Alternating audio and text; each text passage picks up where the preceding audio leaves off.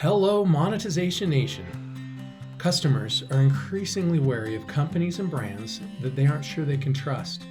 According to Edelman, 67% of people surveyed agreed that a good reputation may get them to try a product, but unless they come to trust the company behind the product, they will soon stop buying it. Carla Meine is an entrepreneur with an amazing track record. Her company was one of the top 100 fastest growing companies in Utah for 5 years. She ran one of the top Utah women-owned businesses for 9 years and won Utah's Ernst & Young Entrepreneur of the Year award.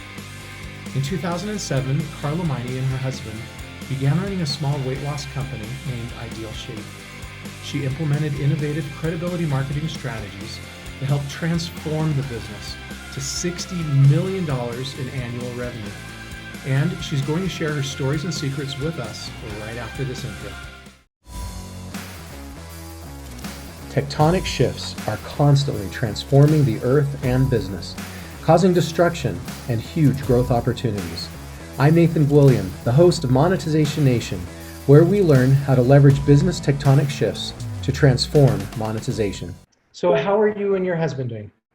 Good. Yeah, it's an interesting time, that's for sure. So we're actually in the middle of starting another company, which we weren't gonna do, but the joke in our family is what happens if you quarantine two retired entrepreneurs in the same house for 60 days?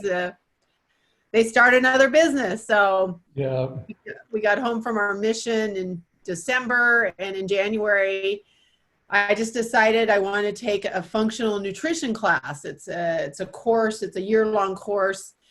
I've always been interested in nutrition, but I found a course that is more geared to individualized nutrition. Understanding everybody's body is different. So I thought, well, that's what I'm more interested in. So I get into this course. I start going to this course, and my husband at the same time says, this is so fascinating. I feel like there's just so many people I could help with what we've learned through nutrition and our different businesses. And he goes, I feel like I have to write a book about it. And I said, okay, let's do it. So he's in the process of writing a book, which I'm contributing to. And then we're looking to launch first quarter next year, a company called Eating to Live.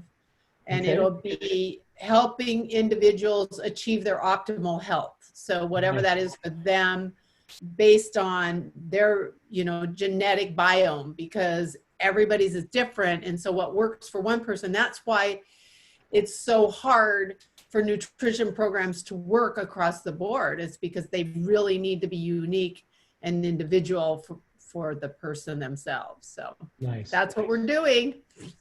So that title is very similar to one of my top 10 favorite books of all time that I've read.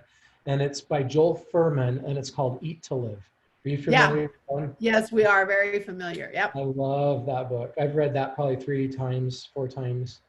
Yeah. It'll be similar, but we'll take what we go into. Optimal health for us is really, we call it the 10 tips to optimal health. So it's finding your why. So, Simon Sinek's book on his title is Start with Why, right? And so our first tip is find your why. Why do you want to get healthy? Because what we found with IdealShape, what we learned through that whole time we owned that company is when people had strong whys, we'd get great compliance and they would have great weight loss. And when they didn't have a strong why, they didn't. And so then tip 2 goes into the nutrition eating plan. So if you think his book would fit probably mostly into tip number 2. And then we talk about sleep and exercise. And I know he goes into that a little, but we spend a chapter on sleep and a chapter on exercise. We also talk about not removing NSAIDs, or all the ibuprofen and the anti-inflammatory drugs that are actually killing our guts and causing all kinds of grief. We talk about upping your water and your nutrients, getting supplements. And then at the last tip, we have a journal, and we teach people how to journal for their optimal health so that they figure out what foods are good for them and what foods give them trouble. And then we teach them how to use that journal. We're going to launch everything probably first quarter next year. Congratulations. That's fabulous. David has a foster dad who was 350 pounds, and we were talking with him, and he was saying how, you know, he doesn't have a problem losing weight. He figured over his lifetime he had lost over 1,000 pounds.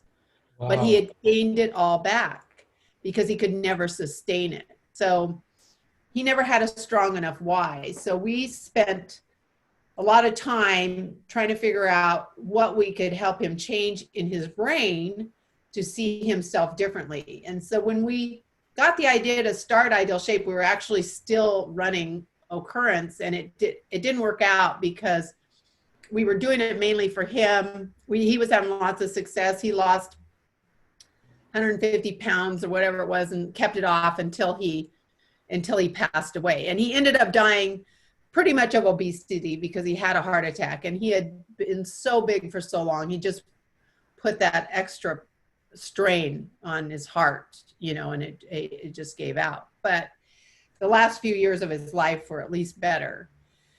Well, after 2007, we decided we had shelved it, and we had a son that was interested in, he had a personal training company, and he was doing personal training with it. And so in 2009, he said, would you guys be willing to come back and help me put this online? He says, I'm tired of doing personal training at 5 a.m. to 9 a.m. and then 5 p.m. to 9 p.m., you know, and he says, I'm going to have a family, and I don't like this lifestyle. He says, what I would like to do is your original plan of doing meal replacement shakes and bars and supplements online. So we went back and helped develop the meal replacement shake, and then the supplements and the meal replacement bars, and get them all online and help. And so the first thing we did was, when we set up these Facebook pages, is we tied them to a little contest we'd started. So we started this contest. It was called the Ship Shape Challenge. So we had people submit their before and afters while they used IdealShape and tell their story. And then we'd pick one winner per month. And then at the end of the year, we brought all 12 people into Salt Lake City, and we took their stories and did the promotional, you know, story around each of them. So we all of a sudden had a lot of credibility, right? You've got all of these people saying your product is amazing, you know, and then they tell their story. And some of them lost over 100 pounds. Some of them had lost 30 or 40 pounds, but they had an amazing story. So we filmed it, and then you know, then we said, let's see if we can do a Facebook contest with it, right? So we put it on Facebook and told the people part of how you could win. So the Ship Shape Challenge was a cruise. So they could win a cruise if they were picked the person for the year. Well, then we put it on Facebook and we said, vote. And so they'd share, and people would share their story and try to get people to vote for them. And through that marketing, we got immense credibility because you had all of these people telling their story. Prior to that point, we could not get people to post a before and after picture on Facebook. They wouldn't do it. I mean, we did all kinds of things. We'll give you free product, all this stuff. They wouldn't do it. And we were like, oh, wow. So we got this idea and we did that. And then through the course of that, as we bring them out, they'd say, we want a private group. Well, Facebook was just starting back then, the private groups. So we got this idea to start private groups, and we started with these people, and they got their friends that wanted to use the product, and the conversations were real, and people posted pictures, before and after pictures, if they could privately do it within that group and their other friends couldn't see it. And that was a gold mine. That changed everything, because then what we started doing is once somebody bought our product, we'd invite them to our Facebook page, and then we'd engage them there, and then we'd invite them to a private group. So now they're in a private group. They're with all these other people that love our product, talk about how great our product is. They buy more products, right? Or they buy some product. Maybe they didn't even buy product. They just wanted a free download. And so all of a sudden they've had a free download of a workout. Like we did a 10-day workout was free. So they download a 10-day workout. We never talked about our shakes, but we invite them to these things, and all of a sudden they're seeing how people are having these results beyond the 10-day workouts with our products. So then they want to order. So all of that tied together in influencer and credibility. So we started with credibility marketing, and then we developed influencers. So we would hire people that we would do their videos. So we'd say, we want to hire you to do exercise videos. And part of your job, once you do these exercise videos, is you're going to manage a private group. That's your private group. So people would sign up for their 10-day or 30-day or 60-day workout with Lindsay Matthews. And then Lindsay Matthews would be on the head of this private group. And then everybody would join. And then the influencer market took off. So between all of those things, we watched our company just start having, amazing growth year after year. So is there any of that growth you feel comfortable sharing? Well, I'm trying to think. We had, we doubled from 20 million to 40 million. And then we doubled, we added another 20 million the next year. So it was 20 million of revenue? Yeah. We went from 20 million of revenue to 40 million of revenue, and then you doubled again. To 60. We added another 20 million the next year. So yeah, we were amazing. Congratulations. Yeah. So, and it really came from that credibility marketing. And so here's the other thing. I've always, in all of my business careers, I have always talked about the importance of customer service. And people think it's cliche now, we've got all these kinds of things we're doing, but you really don't get credibility marketing if you don't do a great job with customer service. And I'm going to give you a couple of really good examples. Yes, please. So this company that bought us, the Hut Group, they started getting rid of the customer service people and all the social media people that we had managing all of these individual private groups. They started not spending a lot of time on them, and I watched, because I'm still a member of a lot of those groups. I watched the negative. Oh my gosh. Your customer service is terrible. I haven't gotten product for 2 weeks. So we would get them their product in 2 days, maybe 3. We really were trying to get them their product within 2 days. And supposedly this group that bought us had better technology, and they were going to do it even better because we had some East Coast issues and we were trying to resolve that. And it got to 2 weeks or longer before they'd get product. Well, when people want a weight loss product, they want it today. And when it started taking that kind of time, people started canceling orders. And the negative customer service comments, I just want, and their sales started tanking, their sales started going down. I don't know what they're doing now. I mean, with COVID, who knows, but I just know that before a lot of people left there, after we were long gone, a lot of people left there, said the sales had really gone down.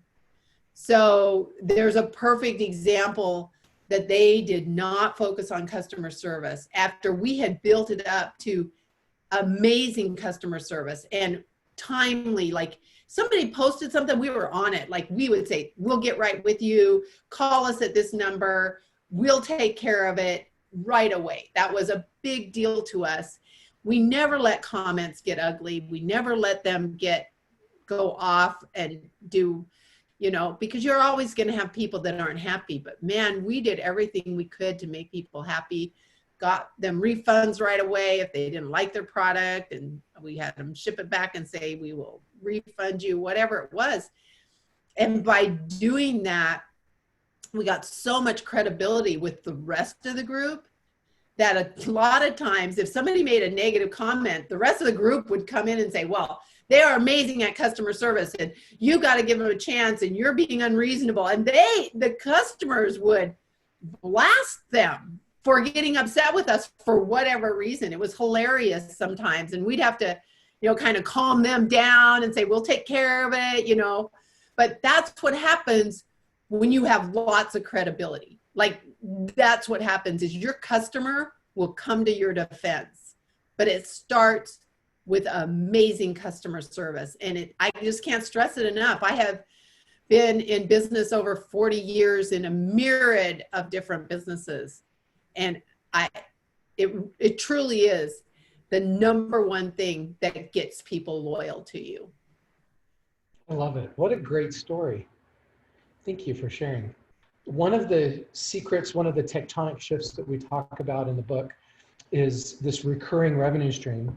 And obviously with a series of supplements and shakes and things, that's a recurring revenue stream because you've got to eat every day and buy your shakes and your bars and things every day.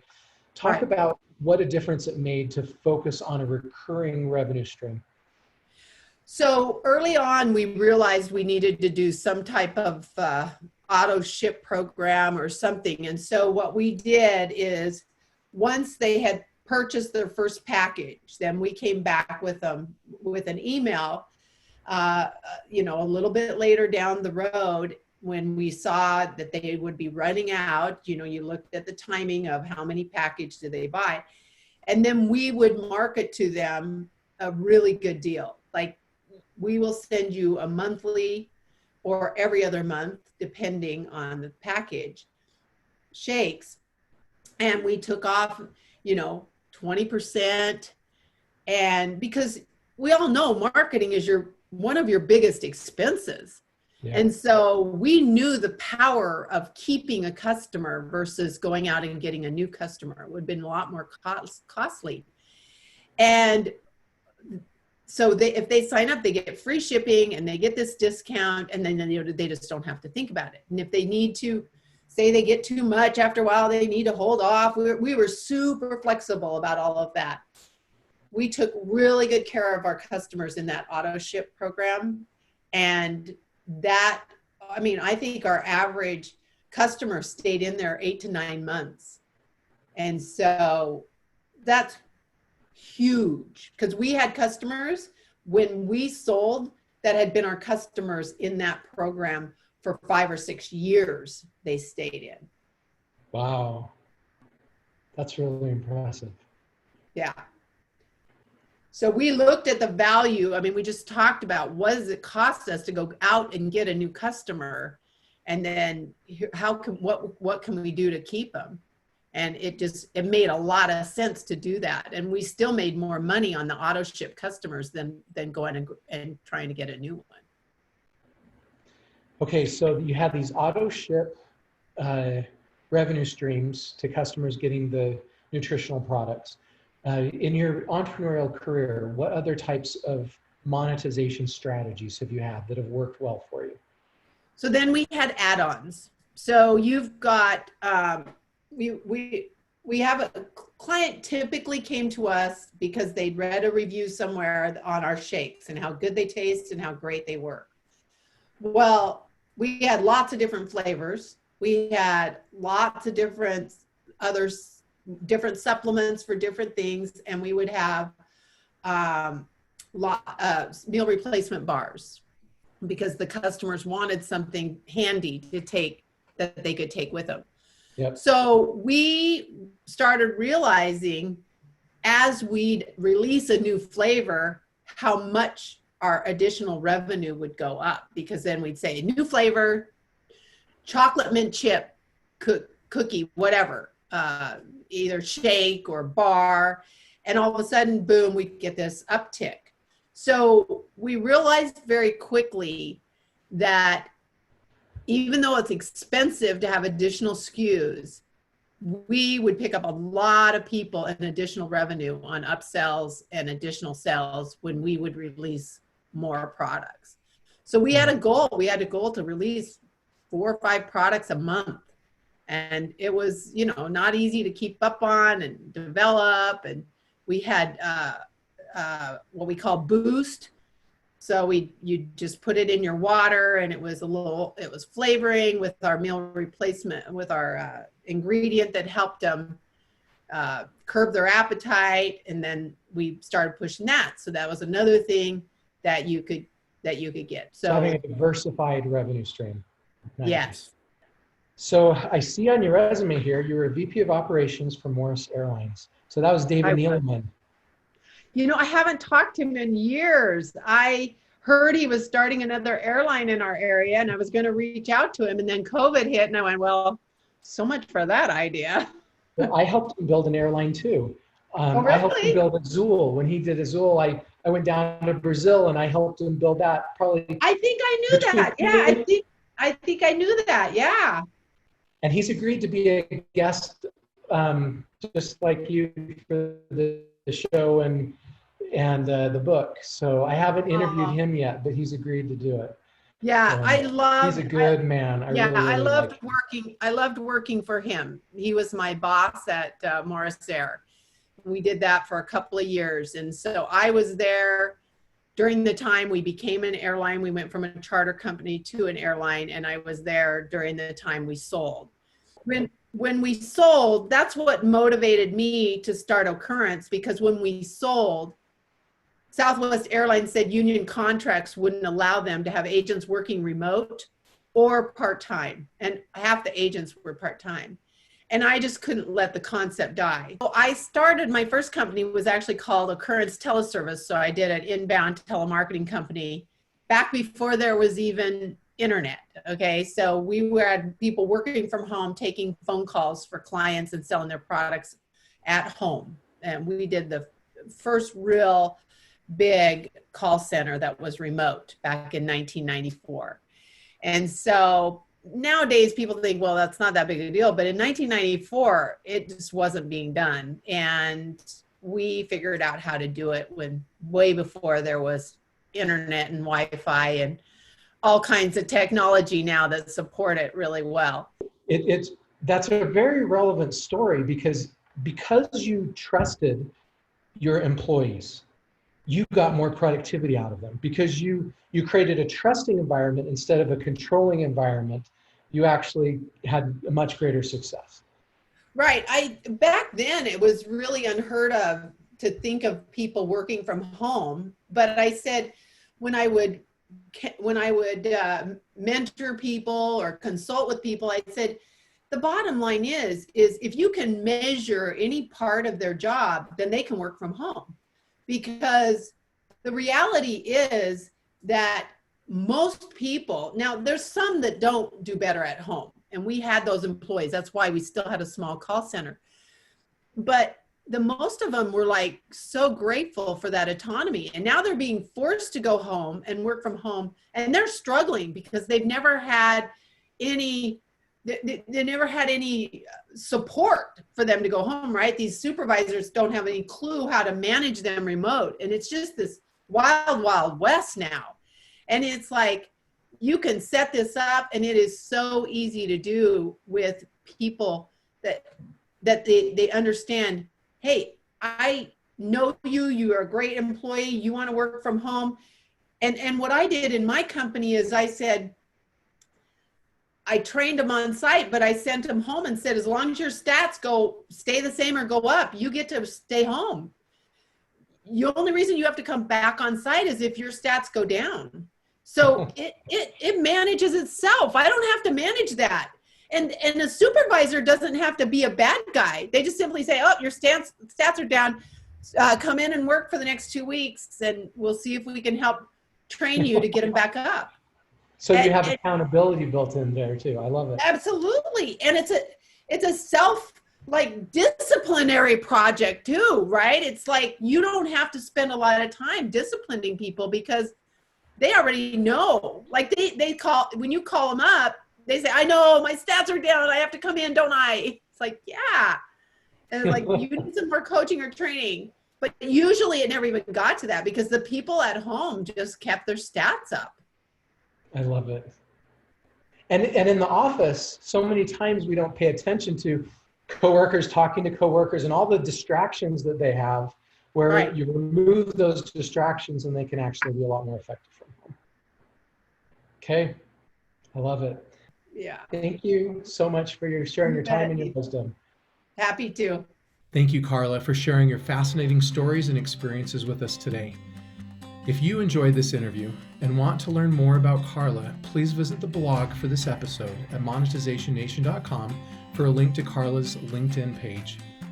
Here are some of my key takeaways from today's episode. Number 1, find the right motivation for your customers to share their experiences with other customers like them, kind of like IdealShape's cruise for the winner of the ShipShape Challenge. Number 2, use influencers to bring in a lot more customers and help build credibility.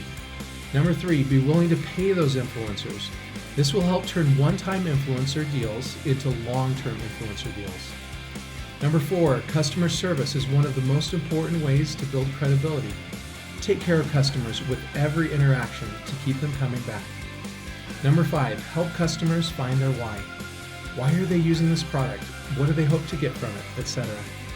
Number 6, create a trusting environment rather than a controlling environment for employees. Number 7, systematize accountability so employees can enjoy more freedom. Number 8, create recurring revenue streams. It is easier to keep current customers than to advertise to find new ones. Number 9, diversify our revenue streams and give customers add-ons and new products to improve customer lifetime value. Did you enjoy today's episode? Then please subscribe to the Monetization Nation newsletter for free to receive more great content about becoming a better digital monetizer. If we desire monetization we have never before achieved, we must leverage strategies we have never before implemented. I challenge each of us to pick one thing that has resonated with us from today's episode and schedule a time this week to implement it to help achieve our monetization goals. What are the best credibility marketing strategies you've seen? Please join our private Monetization Nation Facebook group and share your insights with other digital monetizers. Do you want to become a better digital monetizer? To receive great monetization stories and secrets, please go to monetizationnation.com and join free. And if you liked today's episode, please subscribe to the show and share it.